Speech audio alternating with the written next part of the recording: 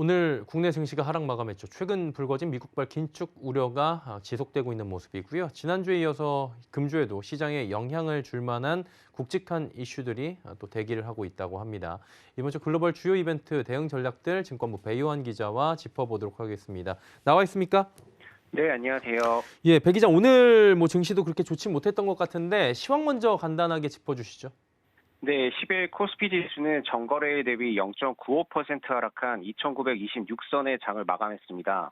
오늘 코스피는 외국인과 기관의 동반 매도 공세에 1% 가까이 하락했습니다. 금융, 보험, 통신업종을 제외하고 대부분의 업종이 약세를 면치 못했습니다. 코스닥도 1.49% 떨어진 980선의 장을 마쳤습니다. 외국인과 기관 투자자가 3,300억 원 규모의 주식을 내다 팔면서 지수를 끌어내렸습니다. 올 들어갖고 3,000피, 1,000스탁 지금 다 무너진 상황입니다. 부진한 흐름을 주식시장이 이어가고 있는 상황인데요. 지난주 연준에서 12월 FOMC 회의록을 발표했잖아요. 미국발 긴축 우려가 국내 시장에도 어쩔 수 없이 이제 영향을 미치고 있는 것 같은데 이 관련 내용 조금만 더 짚어주시죠. 네, 지난 6일 미국 연방준비제도는 12월 FOMC 의사록을 발표했습니다. 의사록에는 조기 금리 인상과 양적 긴축 내용이 포함되어 있는 것으로 알려지면서 발표 이후 미 증시는 급락세를 나타냈습니다.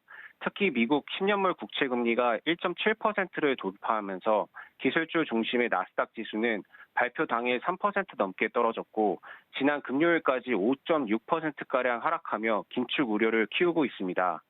글로벌 금융시장은 예상했던 테이퍼링 외에도 조기 금리 인상에 양적 긴축까지 더해지자 불안감이 커지는 모양새입니다.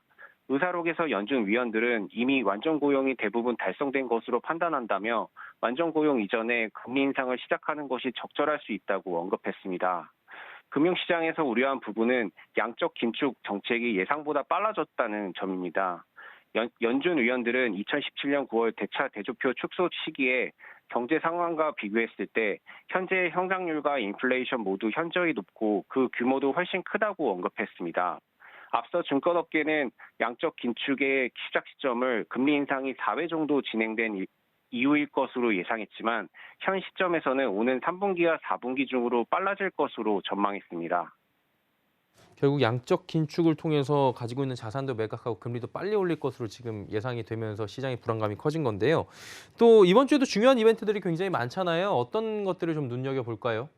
이번 주에도 다수 연준 위원들의 발언과 주요국들의 경제 지표가 발표될 예정에 있어 주목해야 할 것으로 보입니다. 특히 오는 12일에는 파월 연준 의장의 청문회가 예정돼 있어 어떤 발언을 할지 관심이 모아지고 있습니다.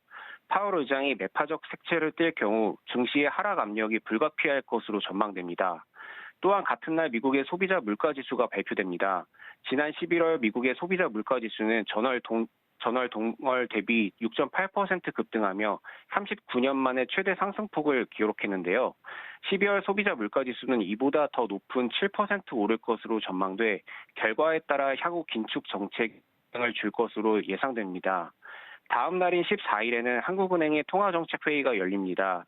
금융업계는 이번 금통위 회의에서 올해 첫 기준금리 인상에 무게를 두고 있어 투자자들의 고민은 한층 더 깊어질 전망입니다. 예, 국내 금리 인상 시기까지 지금 짚어봐야 될 것 같고요. 미국 연준 같은 경우에 지금 금리 전망을 어떻게 하고 있는지 많은 분들이 관심을 갖고 계실 것 같습니다. 어떻게 보고 있습니까? 네, 10일 시카고 상품거래소 페드워치에 따르면 오는 3월 FOMC에서 기준금리를 인상할 가능성은 73.4%로 나타났습니다. 지난달 65%보다 8%포인트 높아진 겁니다. 6월 두 번째 기준금리 인상 확률은 49.6%로 집계됐습니다. 6월 FOMC에서 금리를 0.75에서 1%로 예상하는 확률도 22.2%에 달했습니다. 세 번째 금리 인상 시기로 예상되는 9월 FOMC 전망치를 보면 0.75에서 1%가 35.9%로 가장 높았고 1에서 1.25% 확률도 18.9%를 기록했습니다. 허진욱 삼성증권 연구원은 대부분의 FOMC 참여자들이 조기 금리 인상을 선호하고 있는 것으로 판단된다며 이를 반영해 미국의 금리 인상 시점을 기존 5월, 7월, 11월에서 3월, 6월, 9월로 수정한다고 밝혔습니다. 예, 한마디로 미국도 지금 연중 3회 정도로 강력하게 금리 인상 시기가 도래하고 있는 건데 그러면 이제 금융시장 최대 화두가 긴축이지 않습니까? 이거에 대한 대응 전략은 어떻게 가져가는 게 좋을까요?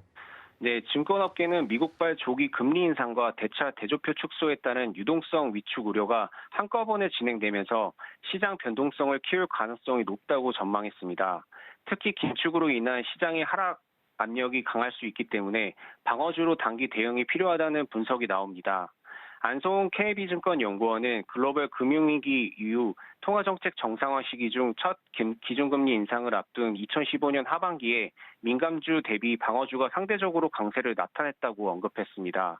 이어 2015년 하반기 강했던 방어 업종들은 공통적으로 이익 안정성과 예측 가능성보다는 시장이 흔들릴 때 덜 하락하고 배당으로 수익률 악화를 상쇄할 수 있는지가 중요하게 작용했다며 이를 기준으로 현재 업종별 투자 매력을 비교해 보면 통신 서비스와 음식료, 담배, 개인용품, 유통 등에 관심을 가져볼 필요가 있다고 분석했습니다.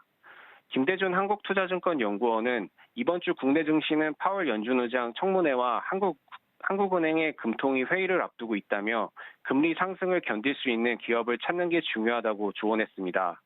이어 그는 수익성과 재무 건전성을 보유한 산업과 기업이 해당 범주에 들어갈 수 있다면서 반도체 업종에 관심을 가져볼 필요가 있고 관련 산업 내 기업들은 영업이익률과 부채 비율 등 재무 비율이 양호해 금리 상승 국면을 버틸 수 있다고 설명했습니다. 예, 이번 주도 쉽지 않은 한 주가 될 것 같습니다. 증권부의 배요한 기자였습니다. 고맙습니다. 네, 감사합니다.